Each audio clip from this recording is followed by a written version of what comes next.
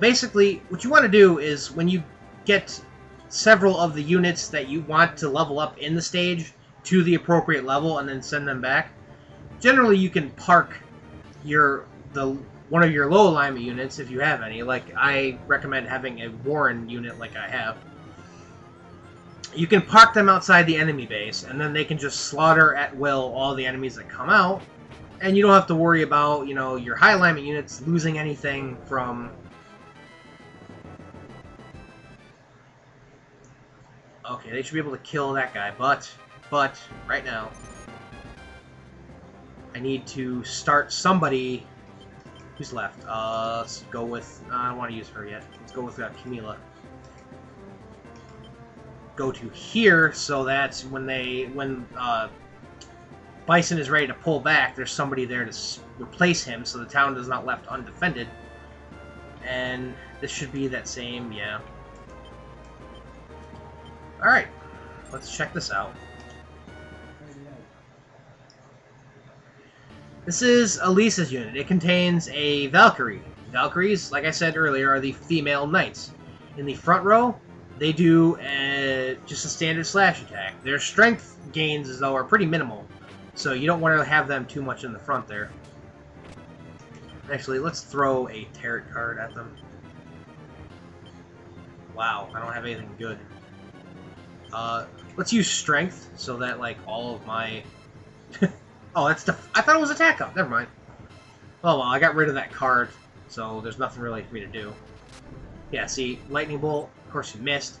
Generally, you can tell by animations if the character's going to miss or not, because, like, the lightning bolt will be slightly off-center, or the fireball will seem to go by them.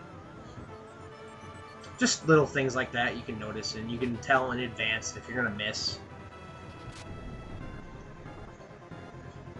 The thing about magic in this game is that if a character has a single type of magic, it's kind of because, well, they can only do one element type of damage. Wizards can do everything but light. So a wizard, if you're going to have a magic user, they are the best bet because they can do, Nightmare, the dark attack. They can, as you saw Warren did on me in the first stage, they can do, any element you want and hit any enemy weakness. Like something like a, as a Valkyrie you saw can only hit enemies with thunder weakness, or basically they're just doing a standard attack.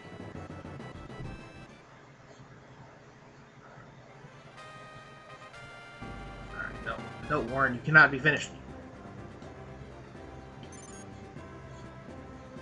Okay, he hit the, basically what I have Warren do is he's going to run forward, kill this thing, and then go to that city there.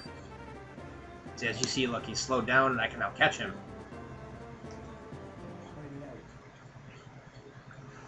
Generally, I'm hoping that having Warren kill this guy will send out the next one, and they will either go after Warren himself when he parks, next to that town, or they will go after the person they went after before to get them some more experience. Warren is a house.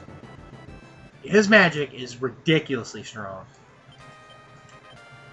Because obviously, as a special character, he has a unique character sprite, as you saw. Like the two wizards in that battle were green, Warren was gray.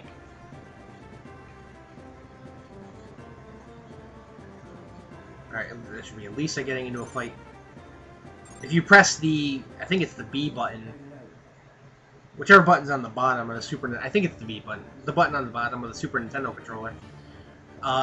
When a notification comes up, like Liberation or entering a fight, it will actually pause the game for you and bring you there. So you can enter commands. That's nice of the game. I like that it does that. See, her magic was only doing, 19 to that cleric in the background, because cleric's weakness is ice. And she can't do ice, she can only do thunder. I don't know if clerics have any resistance to thunder. They might. There's a whole chart dedicated to which enemy units have what weakness. I don't know where you could find one. I know there was one that came with the if you bought like the game way back in the day, it came in the box. Let's get Bison out of here. If you send any unit back to the base, it will ask you if you wish them to return there. And once they are in the base, they no longer count towards your army total for, you know, your deployment cost, which is great, because you can, if you really wanted to... Okay, that's fine. That doesn't really do much for them, but... I was hoping for a Magician. Come back to areas after you cleared them, huh? Oh, okay. Well, I'll be sure to do that. I don't think there's anything spectacular there. I think you get, like, an offer of somebody to, if you find something, to bring it to them. Since Camila already has a cleric, those two, Amazons there are going to turn into Valkyries, so they're going to be flinging thunderbolts all over the place. Wow, this unit does very little damage. I might have to keep Bison back.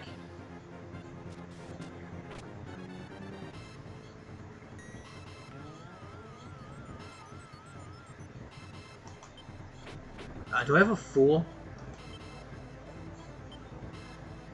No, but I'll show off the Lover's card. The Lover's card calculates your hero's charisma and can charm all the characters in the enemy unit. Most bosses are immune to the effects, and basically they will attack themselves, and the damage will count for you. So yeah, see, I probably was going to lose this fight.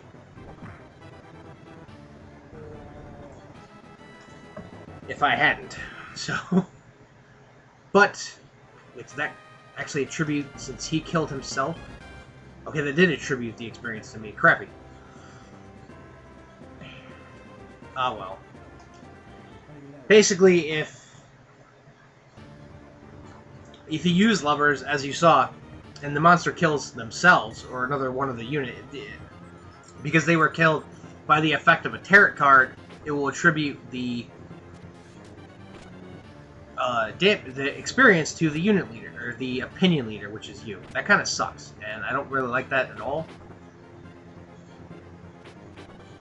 I'm actually hoping we can kill this guy.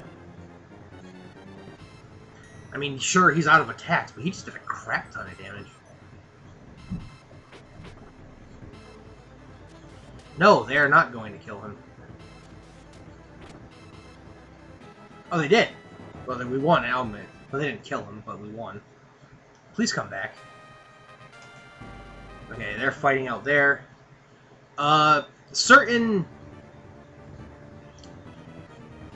enemy units, well, I mean, a lot of bosses in the game have a certain character that they don't like.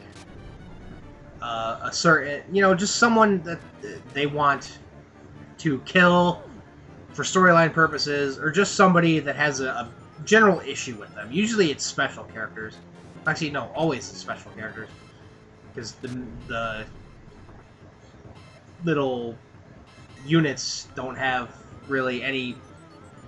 your generic units don't have any part, you know, on the plot at all. Okay, could you just please get rid of this? Thank you. Alright, thankfully that unit is gone. Yeah, so... Oh, you dirty brat! Yes, Bison can return to base. Actually, let me see if I can cut him off down here. That was not what I wanted to do.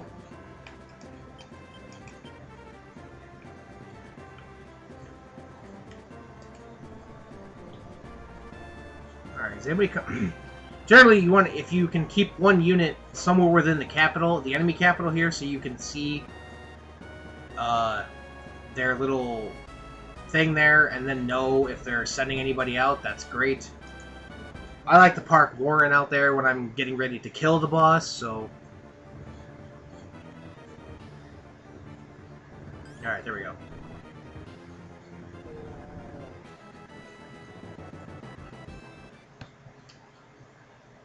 As much fun as it would have been to have, you know, Camilla deal with yet another Hellhound to get more experience, it's 41 minutes into the episode already. I know I'm already going to have to cut this into several parts. I'm not even sure I know how to do that. Wow, they didn't get in any fights at all. Or they didn't get into many. They only gained 12 experience, or 22 experience total. Alright, yeah, we need to do is liberate a Rashian Temple.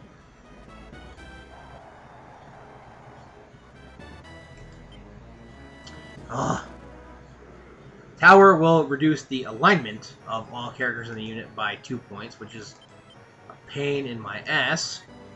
And sometimes you get items from towns, it's random. I got a Malachite sword there. They talk about Prince Roshan, who created the temples, and all the Empire are all like trying to subjugate the priests. And the temples are always behind you no matter what, because they believe that, you know, you're the rebellion against the Empire, if you haven't figured that out by now. And, you know, they're always going to be with you. 63. 48. Alright. So we have a Malachite sword, which... Strength plus 18, intelligence minus 4. That I don't care about. However, Camilla's unit needs some serious help. So we're going to give that to Peter to up his strength to 66, which should get him doing some decent damage, and at least give them a chance. And also, aside from using a revival item, the only other way to revive a dead character is to either, well, end the stage, which that'll do it,